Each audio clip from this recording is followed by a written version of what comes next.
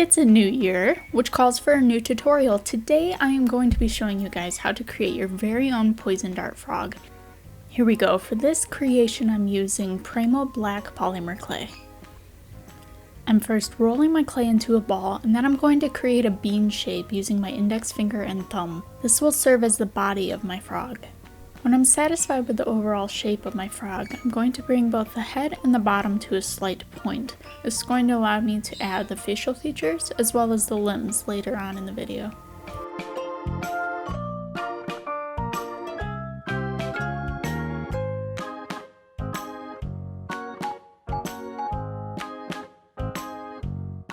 With the dotting tool, I'm going to gently plan out where I'd like the eyes to be before I actually insert them. Poison dart frogs generally have larger eyelids, so I'm going to roll a ball, flatten it into each side of the head, and then use my dotting tool to carve out a space for the eye. This is going to give it some extra dimension and a sense of realism.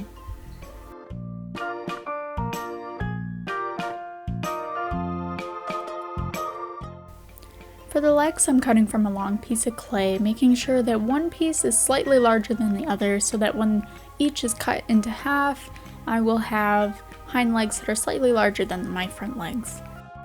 In order to create a hind leg, I'm going to roll out one of my pieces of clay, much thinner, fold it in half so that it's like a smushed U shape, and then bend the lower portion of my clay to a 90-degree angle in order to create my foot.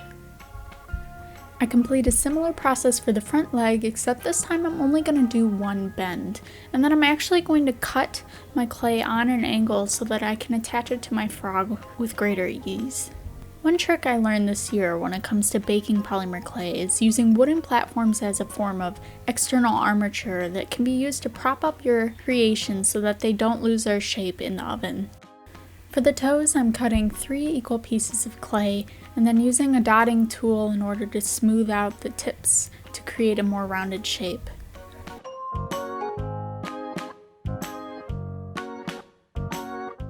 You'll want to follow the directions on the back of your clay's packaging, but for this creation I'm baking mine at 275 degrees for 60 minutes.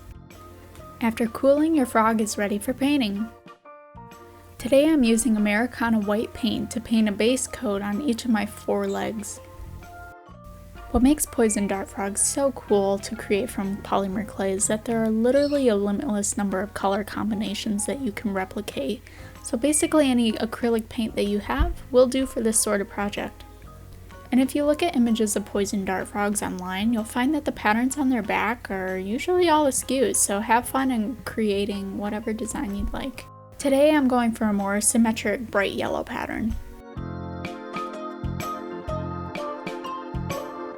For the hind legs, I'm going to be using some black paint, alternating bigger and smaller polka dots in order to create a really intricate pattern without much skill.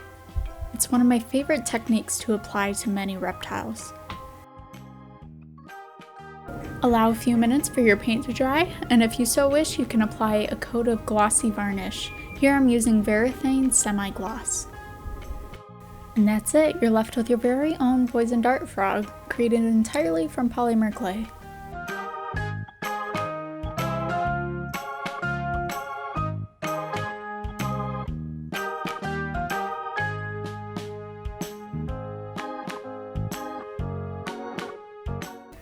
Thank you so much for watching. If you found this tutorial to be helpful, you can help support me as an artist by subscribing to my channel, where I'll be uploading additional tutorials for you guys to watch in the coming weeks.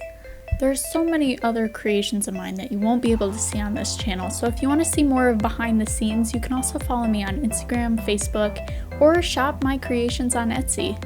That's all for today, but I hope to see you next time for another polymer clay tutorial.